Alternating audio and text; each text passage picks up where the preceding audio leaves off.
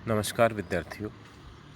हम लोग सिंघलद्वीप वर्णन खंड पढ़ रहे हैं और हमारी यात्रा विभिन्न पड़ावों से होते हुए अब सिंघलगढ़ तक पहुंचती है। आइए पढ़े। पुनि आई सिंघलगढ़ पासा, का बरनो जनु लाग आकासा। जायसी कहते हैं कि फिर सिंघलगढ़ के पास आते हैं। पुनि आए सिंघलगढ़ पासा, का बरनो। इस सिंघलगढ़ का क्या वर्णन करूं? ये इतना भव्य है, इतना ऊंचा है। जनु लाग आकाशा, मानो आकाश को छू रहा हो। उत्प्रेक्षा है यहाँ कवि की। तरहि करण बासुकी के पीठी। तरहि यानी नीचे।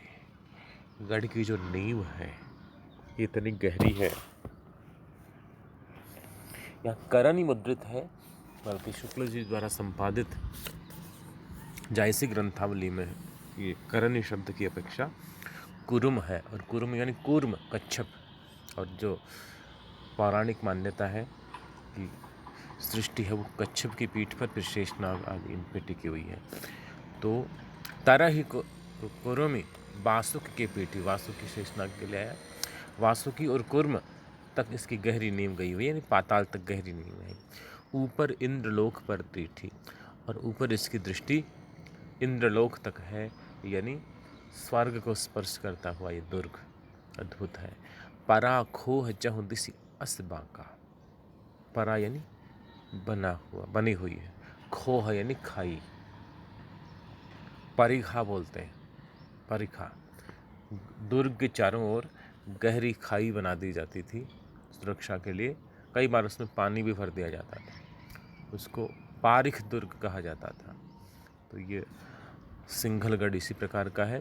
परा खोह, चारों ओर खाई बनी हुई। चहुं दिसी अस बांका, ऐसी बांकी, ऐसी शानदार, ऐसी अनूठी खाई बनी हुई है कि उसे देख करके और कांपे जांग, जाए नहीं झांका। इतनी गहरी खाई है, इतनी विस्तृत, इतनी चौड़ी और इतनी गहरी खाई है दुर्ग के चारों ओर कि जब नीचे झांकते हैं तो कांपे जांग, पैर कांपने लग जाते हैं। और जाए नहीं झांका, और उसकी दुर्ग के ऊपर चढ़ के और नीचे उस खाई की ओर झांका तक नहीं जाता, झांकने की हिम्मत तक नहीं होती। अगम असूज देख डर खाई। ये जो अगम्य खाई है, ये जो दुर्गम खाई है, असूज, जिसकी गहराई सूझती नहीं, दिखती तक नहीं है, उस खाई की ओर कोई देखता है दुर्ग पे चढ़ के तो देख डर खाई, तो भय उसे खा जाता है। वह इतना अधिक भयभीत हो जाता है कि फिर से झांकने की हिम्मत नहीं करता।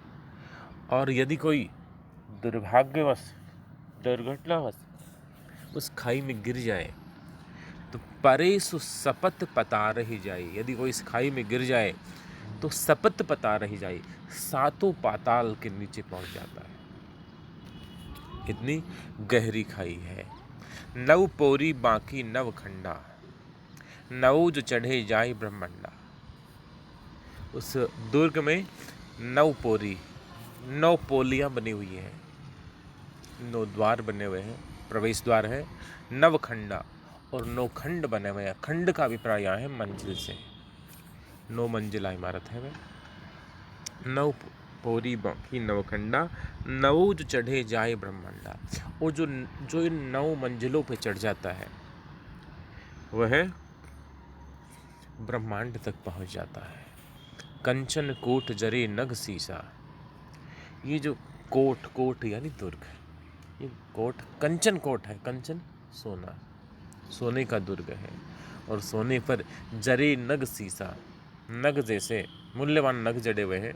शीशे और नग की का जड़ाऊ काम किया हुआ है। नकतही भरी बीज जन दीसा। और उस सोने पर जो जवाहरात का काम किया हुआ वो ऐसा लगता है कि नक्षत्रों से भरी हुई बिजली हो। नक्षत्रों के बीच में जैसे बिजली चमक रही हो।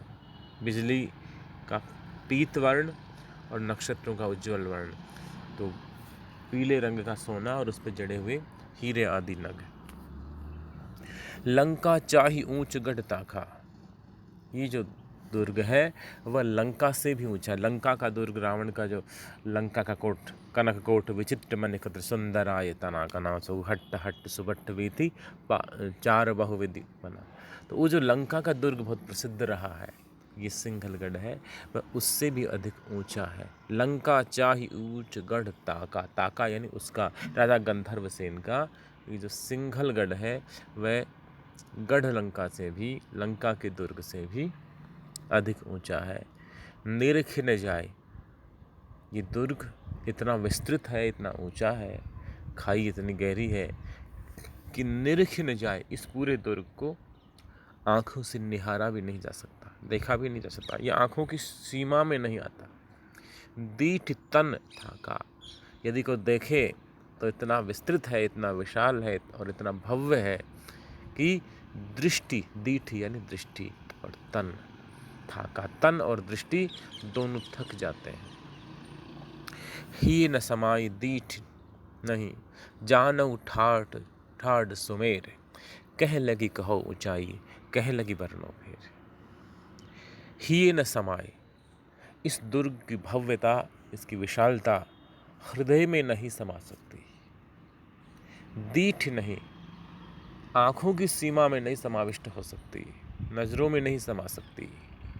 ये इतना विस्तृत है, इतना ऊंचा है कि जानऊ ठाढ़ सुमेर, ठाढ़ यानी खड़ा हुआ, सुमेर, सुमेरु स्वर्ग का पर्वत है जो सबसे अधिक ऊंचा माना गया है परंपरा से।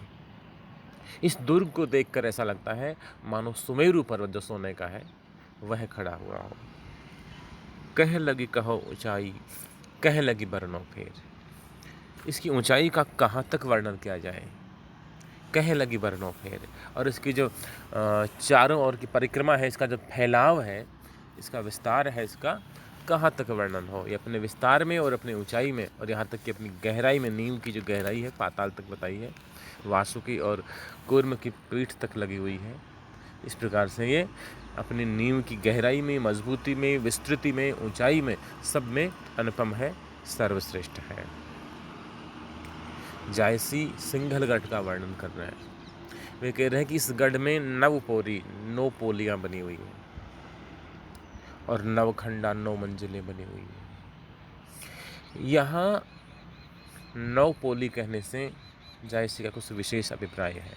मैंने पहले भी कहा था कि इस मध्यकाल की सारी साधना पद्धति, प्राय यदि ये सगुण भक्ति की परंपरा को छोड़ देते, थोड़ा बहुत सगुण भक्ति में भी उल्लेख मिलेगा, विशेषकर सूरदास जी के यहाँ जो योग मार्ग है, विशेषकर हठ योग है, उस हठ योग के षड चक्र आदि का प्रभाव इस सिद्ध साहित्य से होते हुए, नाथ परंपरा से होते हुए, संत साहित्य से होते हुए, चाहे वो सूफी साहित्य परंपरा हो या दूसरी साहित्यिक परंपरा हो, उन पे प्रभाव नजर आएगा।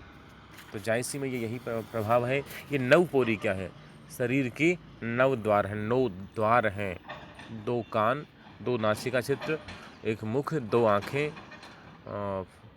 जो उत्सर्जन के अंग, जननेंद्रिय आदि, ये जो 9 द्वार हैं। कबीर जहाँ 10वें द्वार की बात करते हैं ब्रह्मरंध्र की, तो वो 9 द्वार यही जायसी उन्हीं को मानता है। और 9 खंडा, 9 मंजिलें हैं। इन द्वार सब आदि जो इंद्रियां हैं, इन सबको वशीभूत करने की बात जायसी यहाँ कह रहे हैं। ये जो 9 द्वार हैं उन सबको अंतर्मुखी कर ले साधक,